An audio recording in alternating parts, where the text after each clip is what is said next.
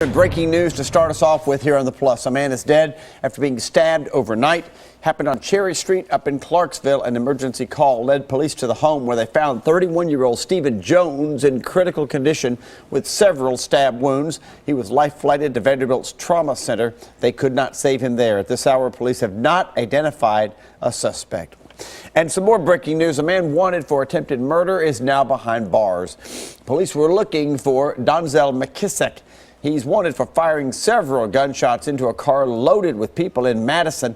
One victim was hit in the neck but survived. The other two in the car were able to ID him from a photo lineup.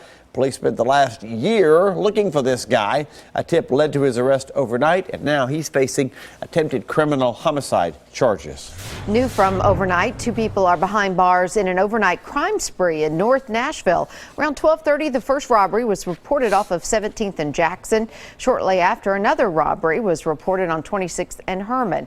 Officers spotted the suspect's vehicle and found items that connected them to both crimes. Officers say they're waiting to release their identities because they could be related to some other incidents in the area.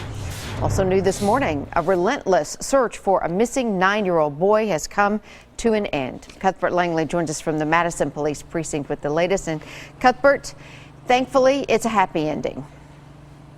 Amy, you're exactly right. The boy is now home safe with his parents. He was on the run for about 2 hours overnight. Police say they had to bring in at least 24 officers, one from every police precinct, to try to track down where this 9-year-old boy was. But thankfully, the search is over this morning. Here's a look at the scene. This all happened around 12:30 last night when the boy's parents called 911 to report him missing. A neighbor was the one who led police to the scene, or to an area rather, where the child is known to hang out in. Turns out it was a heavily wooded area. The brush and trees were so thick, police had to call in their chopper to search from the air using its thermal imaging to try to find where this boy could be. Even firefighters had to get involved with this using their thermal imaging equipment. But thankfully, about 2 hours into the search, the boy was safely found. Now, of course, as the search progressed, as the night went on, it got colder and colder, so obviously that intensified the search.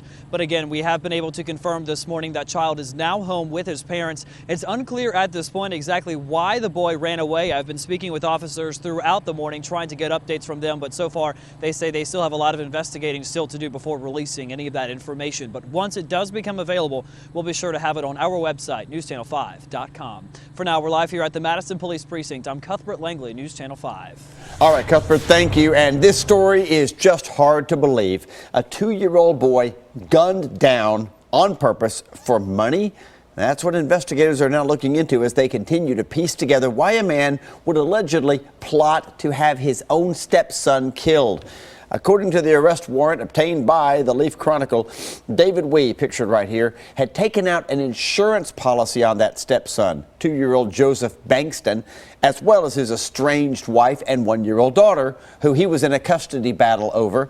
Clarksville PD said that he conspired with Zachary Alexander to go in and shoot the little 2-year-old Joseph, as well as the mother's new boyfriend back in early October. Joseph died. The boyfriend was shot and is still recovering. We're told that the boyfriend, along with Wee and Alexander, the alleged gunman here, were all Fort Campbell soldiers together. Both men are being held, those two right there, on a $5 million bond.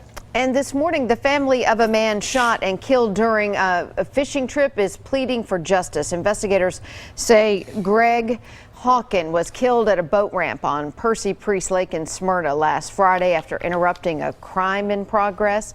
The 55-year-old's wife and 2 daughters tell us he was a man of faith, and now they're relying on that faith to help them deal with the heartbreaking loss.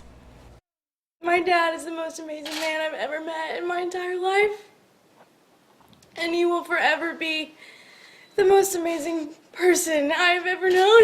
If there's anybody out there that knows anything, if they would please. Anything at all.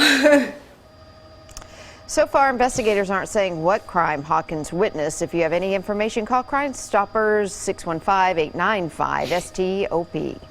Amy, there is another delay in the Vanderbilt rape trial. Brandon Vandenberg and Corey Beatty were supposed to be retried next month. But the defense says they need more time. Yesterday, the judge agreed to push it back until next year, but only said it was because bringing in a jury from Chattanooga during December would be really tough. Prosecutors say delaying the retrial again is not fair to the victim, who's trying to move on with her life. So to have this be continued not only adds 6 months so that she can have closure from this, but I mean, it's 6 months. It's her blocking out everything that she has scheduled for April. We're just not going to be ready on November the 30th to try this case. Vandenberg's attorneys also pushed to have the trials separated, but the judge said, I don't think so. No exact date's been set, but will likely be March or April of next year.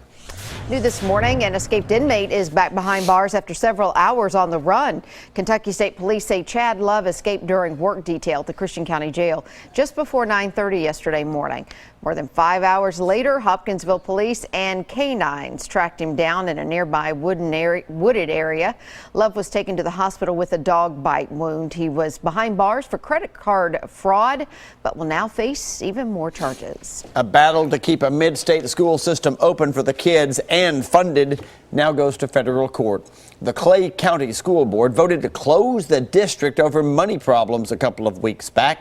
A restraining order was filed to keep the doors open, and yesterday a judge in Salina decided to send that issue to the federal court. It'll be heard in Cookeville Friday morning. Schools stay open until the issue is resolved.